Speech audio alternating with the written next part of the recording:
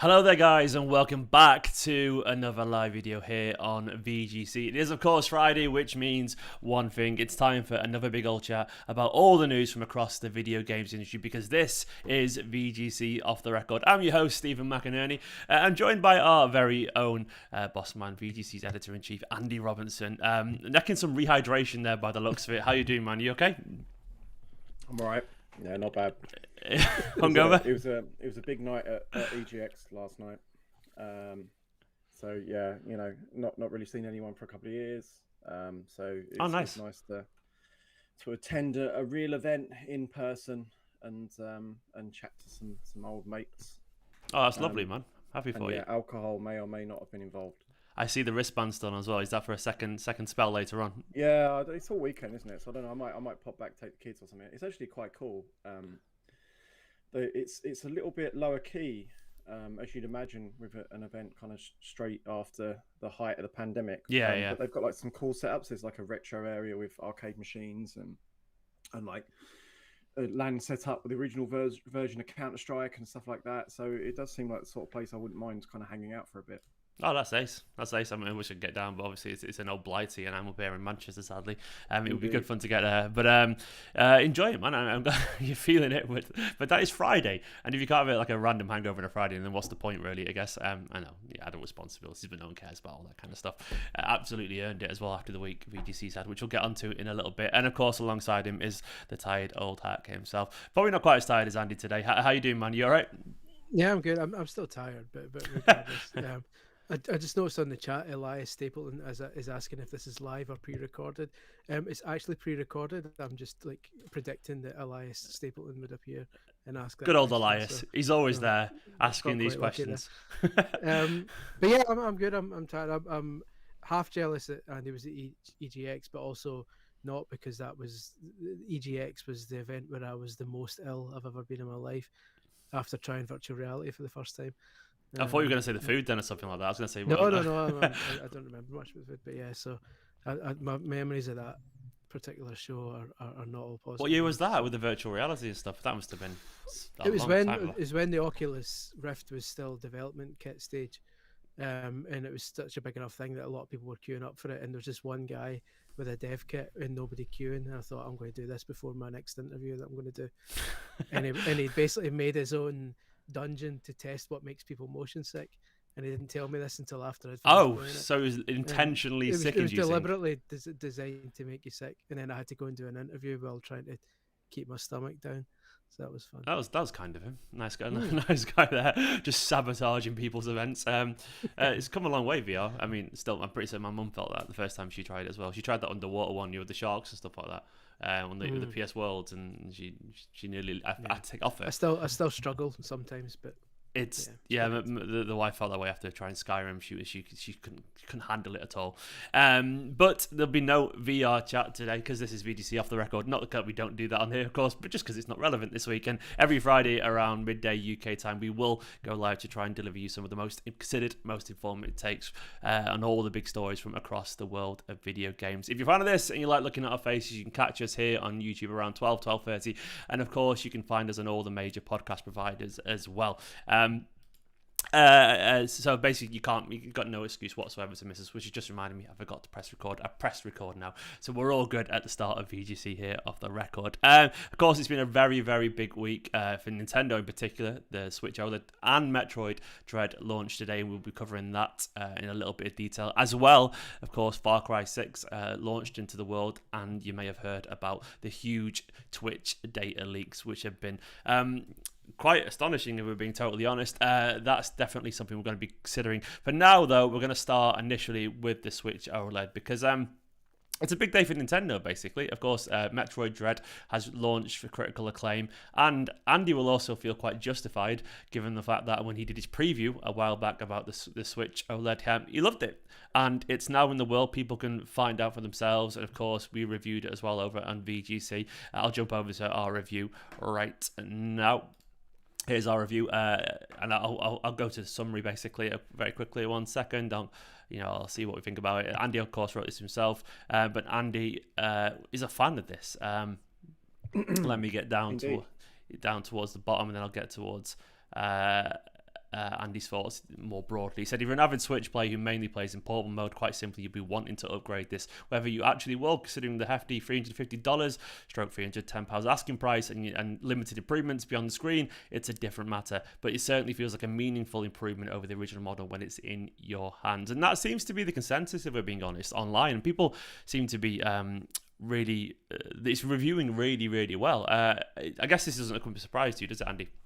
Well, no, it certainly doesn't. It'll probably come as a surprise to all the people who were abusing me on various internet forums, saying that I was kind of spilling hyperbole and being overly dramatic about how much improvement is. Well, they're not so smug now, are they? I know one person who's feeling quite strong right now. Own it, man. Damn right, own it. Sometimes it's good to hit back, isn't it?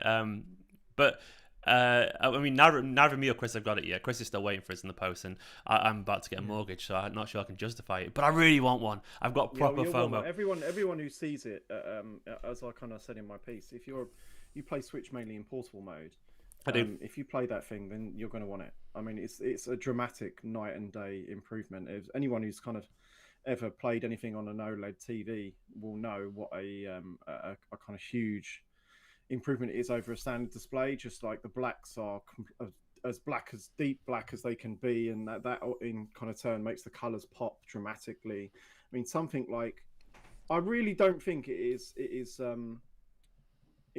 exaggerating too much to say that you play something like Mario Kart 8 on that thing, and you would, it feels like you're paying it on upgraded hardware. Really? It just looks so dramatically better. So even though obviously the internal components they're the same. So it does feel like obviously the internal components are the same, the output is the same technically, but it does feel, looking at it, is it fair to say that it just looks like you're playing?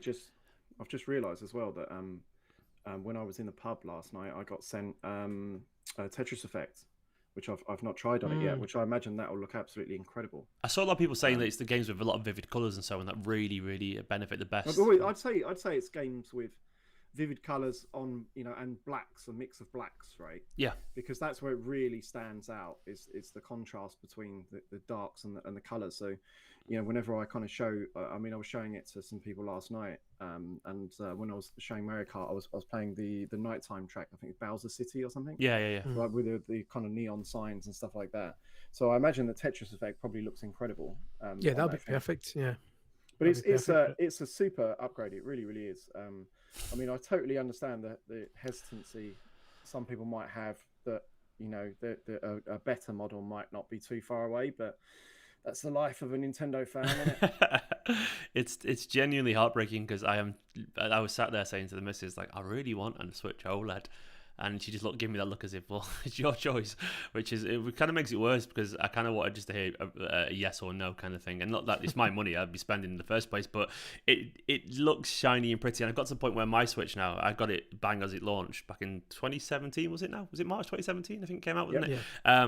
And it's got to the point where the Joy-Cons, well, they drift, obviously, of course they drift. They're a bit wobbly as well, in terms of, like, they feel like they've grained a little bit. I've definitely got scratches all over the screen, and it just feels the fan words as well really loud in the background when I'm playing games. And I've been playing Eastward recently, that little indie kind of like Earthbound tribute, basically. I've been playing that a little bit, and I bet that looks incredible. I bet I can imagine it does. Yeah, it does. Definitely doesn't. I mean, it looks good on mine, but it's definitely faded, and I can tell it should look an awful lot nicer than it did. So you've gone for it as well, Chris. Is that right? Is that just a FOMO, or just because you genuinely are more of a handheld player as well?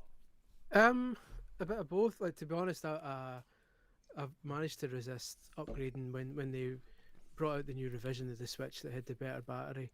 I resisted, and then when they brought out the Lite, I resisted. So I've had the kind of launch unit as well, and it's like same as you. I can hear it kind of whir when I turn it on now, and I think one of the Joy-Con slots is a bit loose and stuff. So it's like it's about time for an upgrade anyway. And so I do play handheld a fair amount of time. So if another one is announced a year down the line, then so what? I sell the OLED and that goes towards the next one. It's not a big deal. I mean, it'll be annoying, but I mean, like Andy says, that's the risk you take. You roll the dice every time with these things. I've never sold a console before. Do you think you get much for an OLED a year old? I guess you look after things better than I do. To be fair, I can imagine. Well, I'd imagine you'd get about 200 quid for it after a year. But even so, but yeah. So, I've had mine since launch. So 4.5 years is good going. So, it's about time to.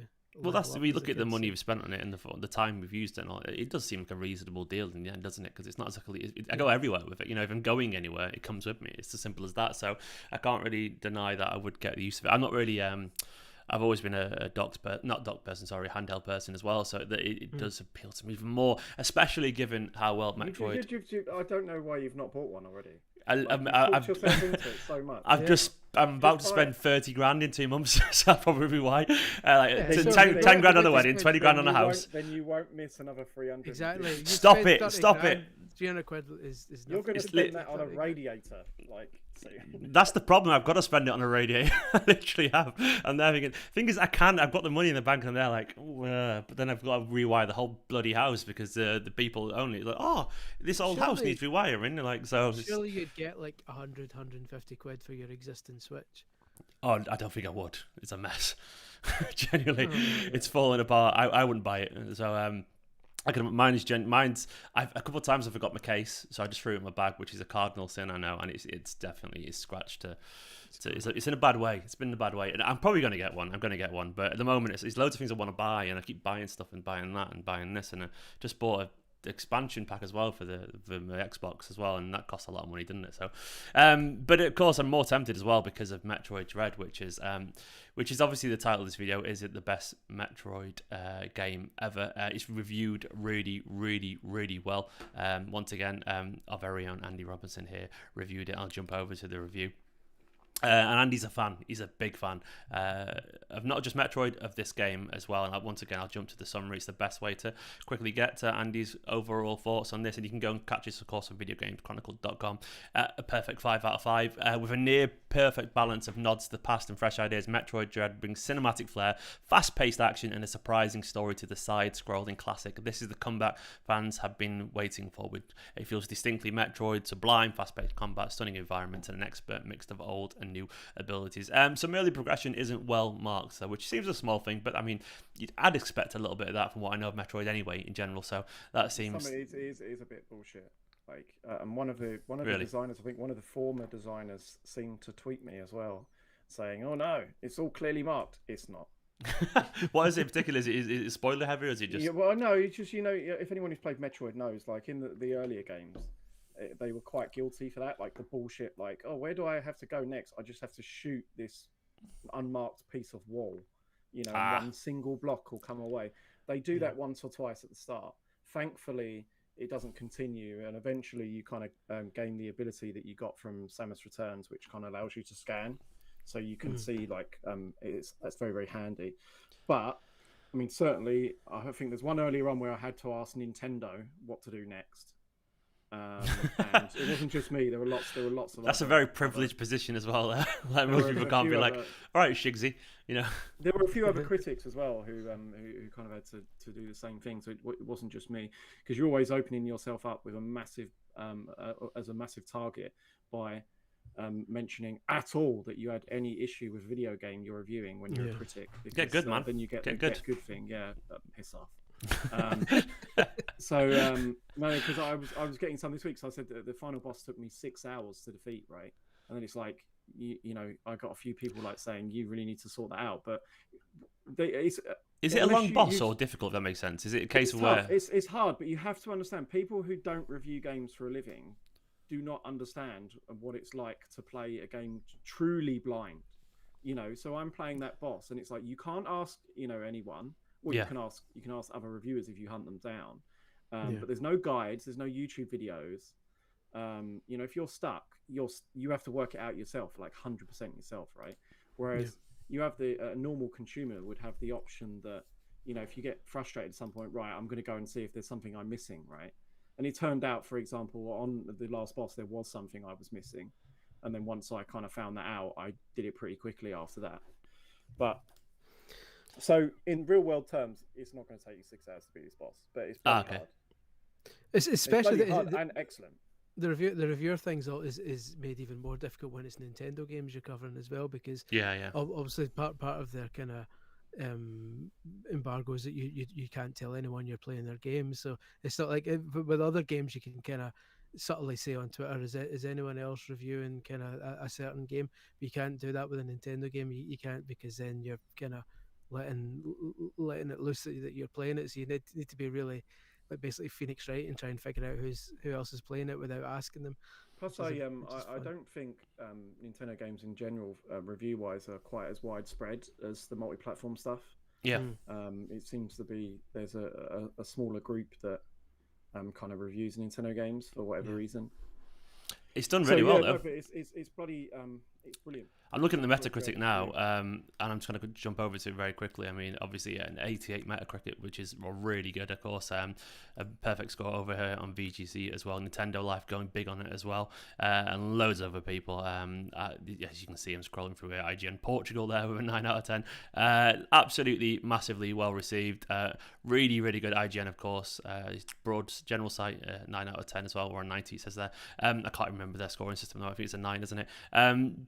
But either way, it's done really, really well. I mean, is this... So the question, unfortunately, I've not played this yet, and I'm sure Chris hasn't either, but Andy, the question is, does this up there in the pantheon of Metroid games, and does it have a shout to be the best, given, you've played, I presume, all of them more? It's not the best. It's not the best.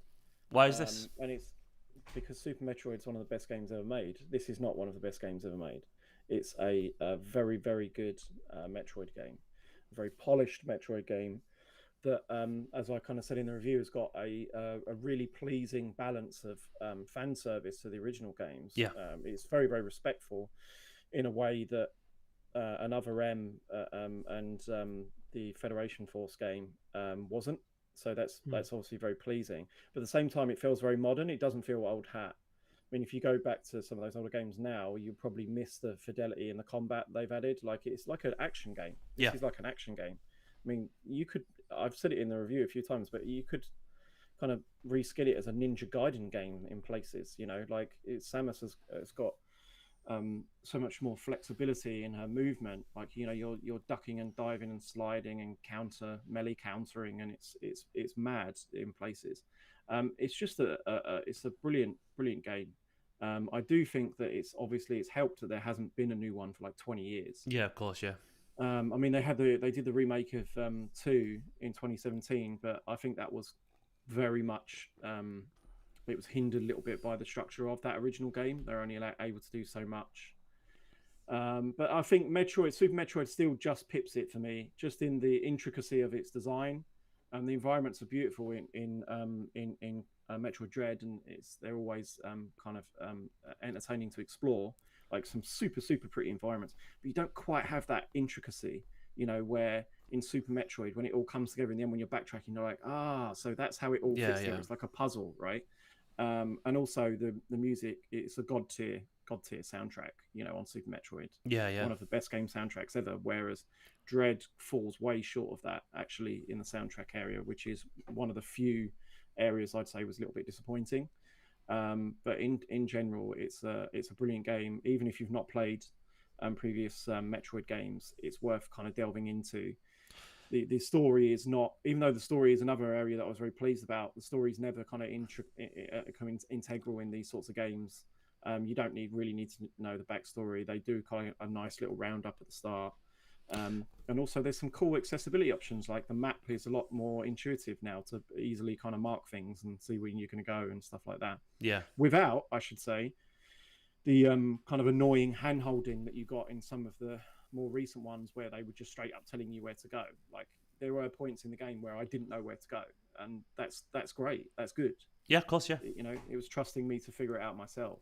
And that eureka moment is all what makes those kind of games, so valuable. And it's interesting you mentioned about it doesn't matter if you've not played the others. I own Super Metroid on the SNES, and until I lent it to a friend.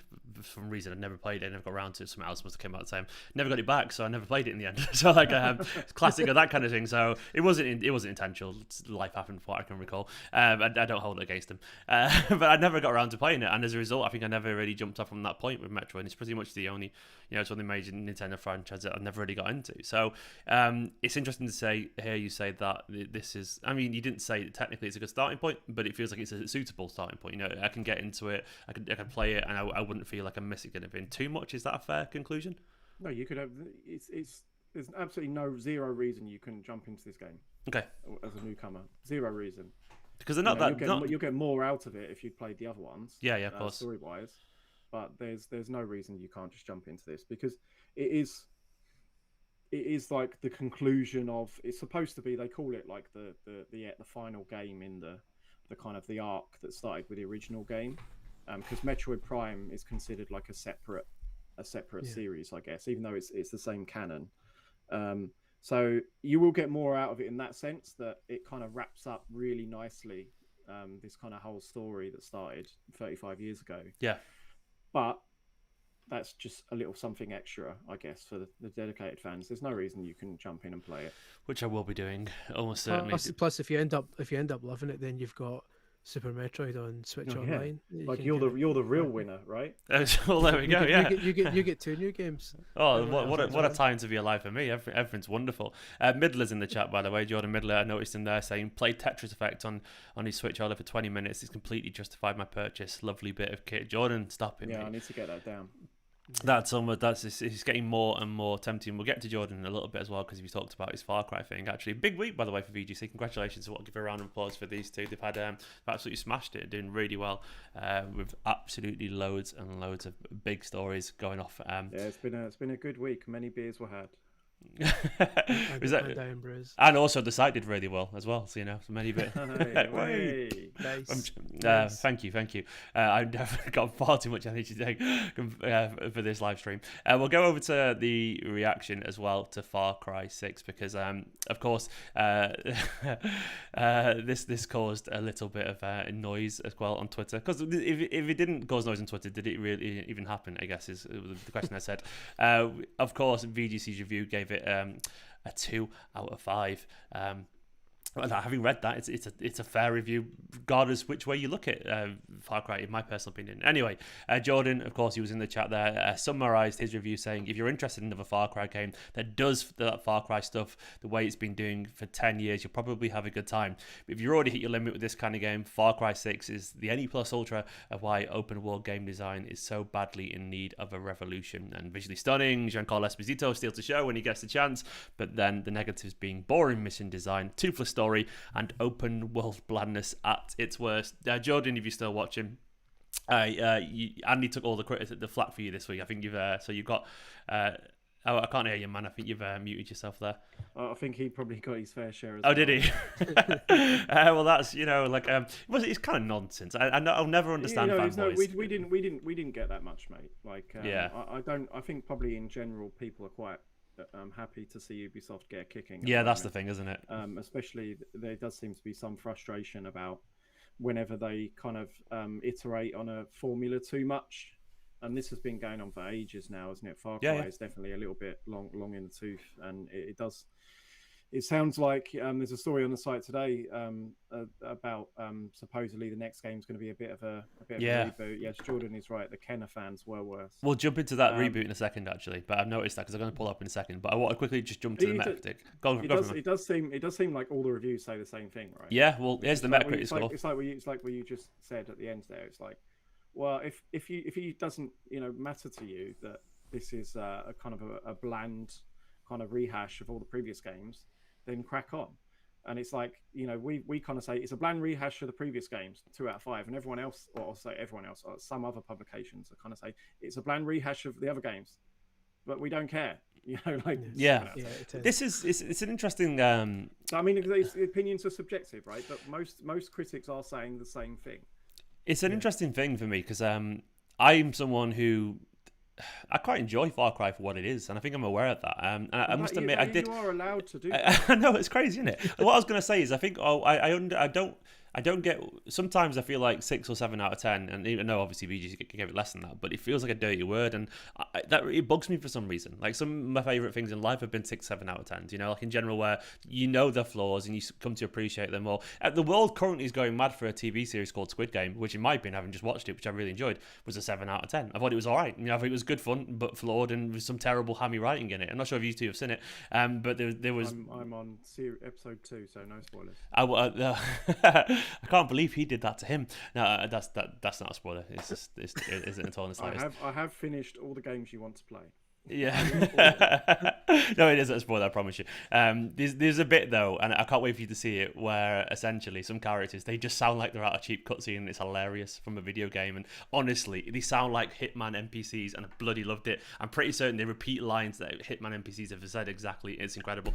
But I guess the point I'm making is like this: we're in this world where like people it has to be a free, or it has to be a 10, or it's not worth anything. And I don't get it. Like Far Cry, it is fast food, and that's fine. I think that's fine. I mean, some games you can hit really high, but then there can be bits where you are trudging about doing nothing for ages, and it's a bit repetitive and copy and paste. Go on, Chris. I was going to say, I love a 6. That's been my kind of gimmick for numerous years. That's my thing. Because there are umpteen AAA games I've never played because I've been too busy playing Hot Wheels or something like that ilk, Nickelodeon fighting game.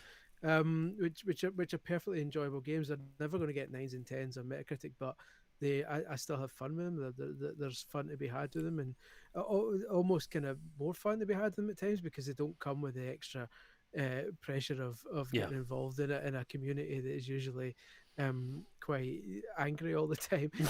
You just get a game that you can just get on with it and have a bit of fun with it, and then move on to something else. I think one of the reasons the Far Cry didn't get the reaction I thought it would, because when I saw we were giving it a 2, I was like 2 stars. I was like, here we go. And then, but there hasn't there's been some abuse, but not anywhere near what I expected. I think it's just because I don't think Far Cry has ever had a kind of avid I think you're right. That loves it as much as like Assassin's Creed does or something like that.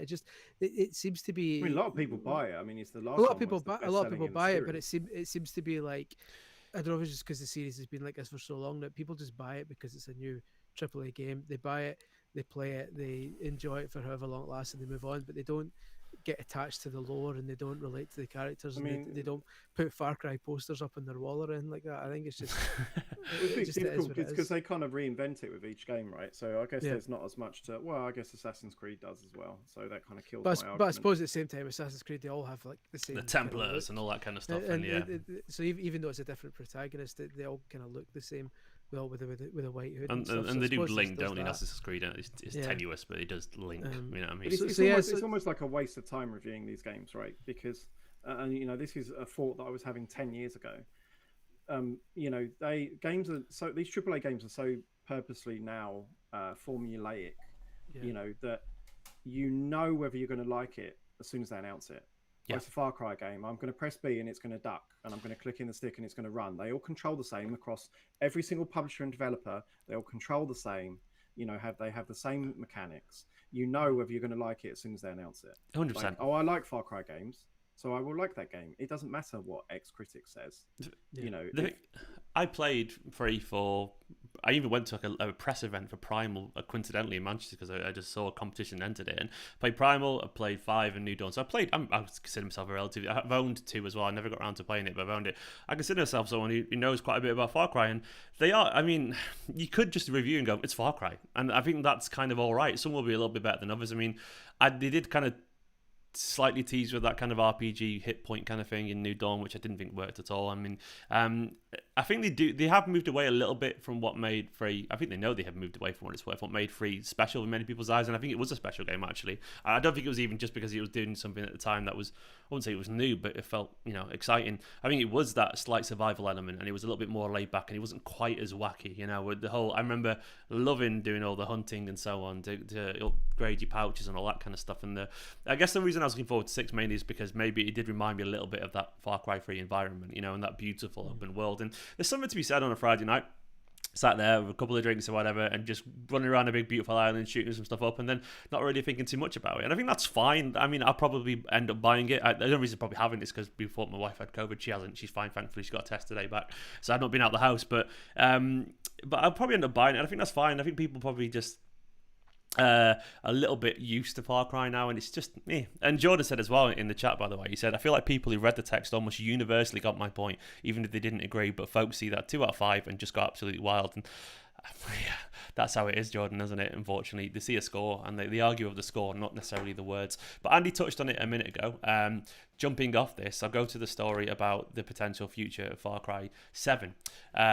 Tom posted this quite recently. He said the next Far Cry game could shake up the series with a greater focus on online play. It has been claimed. An Axios source said Ubisoft has been exploring a more online-orientated approach for a new entry in the long-running franchise. Early this week, it emerged that Ubisoft may include a teaser in Far Cry 6 hinting at a potential multiplayer game set in the Far Cry universe. And in June, Bloomberg reporter Jason Schreier also suggested that Ubisoft could be set to take the franchise in a new direction with Far Cry 7. On a Triple Click podcast, he said, for what I've heard, if I remember correctly, they're aiming to go in a radically different direction for Far Cry after Far Cry 6. This doesn't surprise me. I've been waiting for them to do this, if I'm being honest. I feel like it's a little bit of a, not a cop-out, is that the fair word? It's just like, oh, just go online. We've got a shooter, go online with it and make it more online. What's your reaction to this, Andy? Do you think it's a good move or an obvious move or a bad move? Where do you sit? Well, they definitely need to kind of mix it up a bit, right? Yeah. Like it needs the sort of caliber of invention that Assassin's Creed had, because it's, you know, I mean, the sales are the last game sold really well, right? I suspect that was because it had a big American flag on the front of it, because the best-selling Assassin's Creed game for ages was 3, which also had a big American flag on it, right? It just resonates with the audience. But the Metacritic score doesn't lie. You know, it has been going down since 3. I mean, I know people don't like Metacritic scores treated as a science, sorry. Yeah. But, you know, that is a thing. It is time for them to freshen it up. And it sounds like they know that because, you know, I think Jason Schreier was the first person to report that they were kind of soft rebooting it with the next one. So obviously Ubisoft are well aware of this and they were planning to kind of refresh it even before this game came out. Because the next game will be long into development by now. Yeah. So yes, in short. I just wish they could refresh it without having to make it multiplayer. There aren't enough hours in the day. It's a single player series. Just leave it at that. If people who want multiplayer can go for the Tom Clancy stuff and play the Division or play whatever Ghost Recon game they're on now. There are some people need single player experiences and they would like a single player experience that just isn't the same single player experience they've had all this time. I think the series can be refreshed without instantly having to go, oh, let's make it multiplayer, because it's going to end up going that way with everything. I mean, it doesn't necessarily have to be a like, you know, you can only play it multiplayer type of thing. Yeah. Right? It could be a shared world type thing where, you know, you've got this big open world map. And other players, you'll bump into them. Maybe they've made their own bases that you can kind of, you know, raid from different angles. I don't even want that either, though. I don't want people in my games. Like that's why I don't play. That's why I haven't played Sea of Thieves yet, even though I'd love to. I don't want to play a game that's got people in it. Do you ever feel Forza, like Forza you love Forza Horizon, and that's exactly what I'm describing. You're playing a single player game, but other players are in it, moving around. But if you choose to interact with them, you can. That's the thing. That's the thing, is having that option in Forza.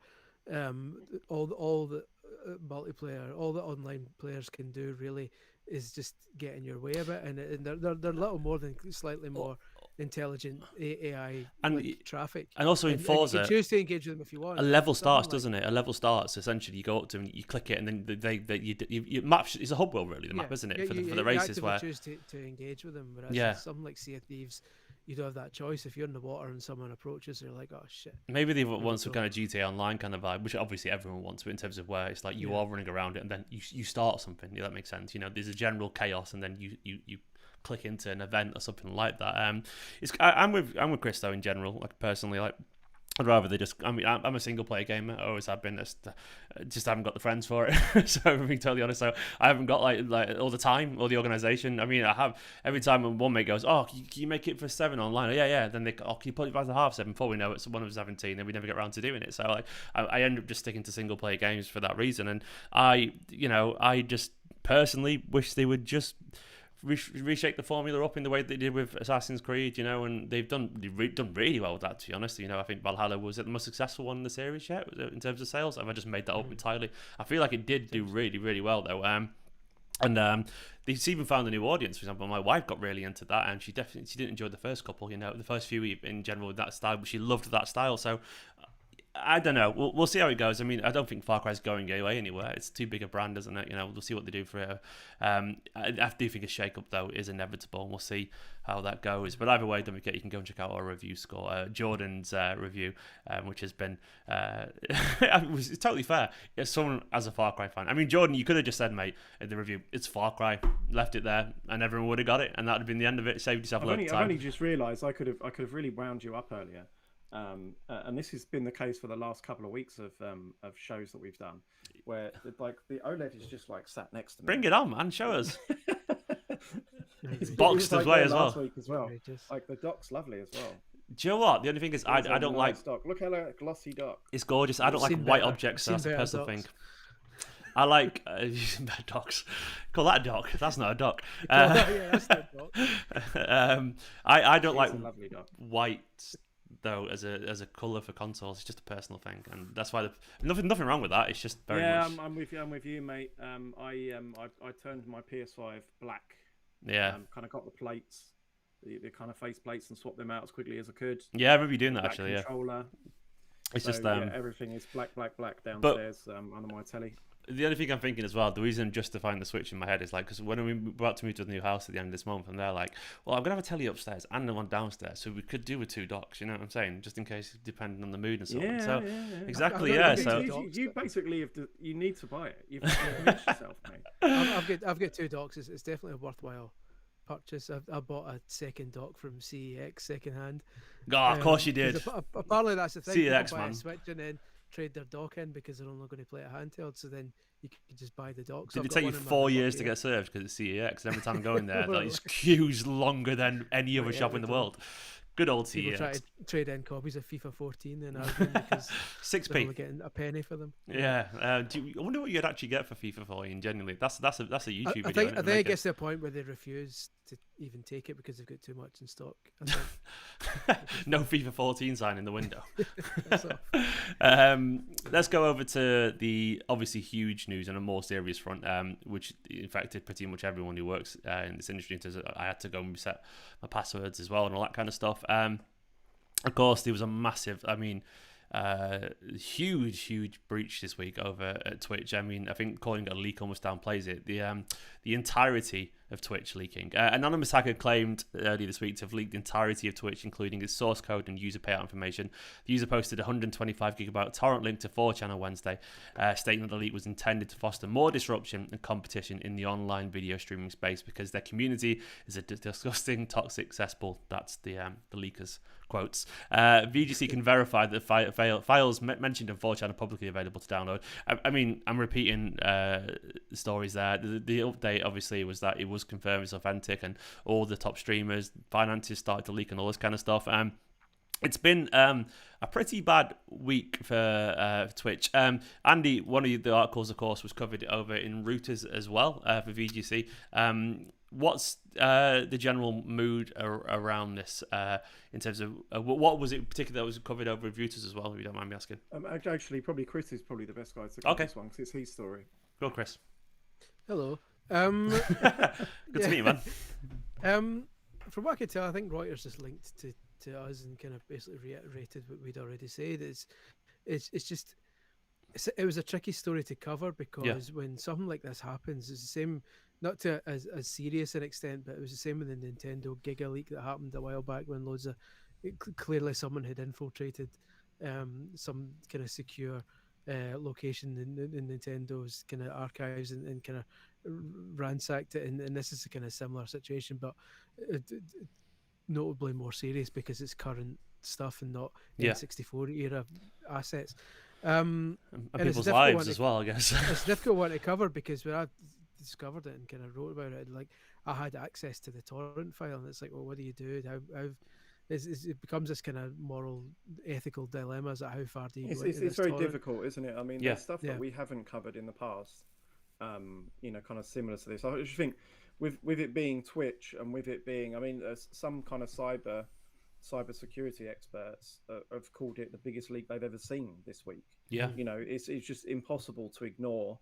And thankfully, I think Twitch came out afterwards and said that there weren't any. Did they say there weren't any? Wasn't any passwords on there, Chris? They said it's interesting how they worded it. They said that as something along the lines of it, as far as they could tell.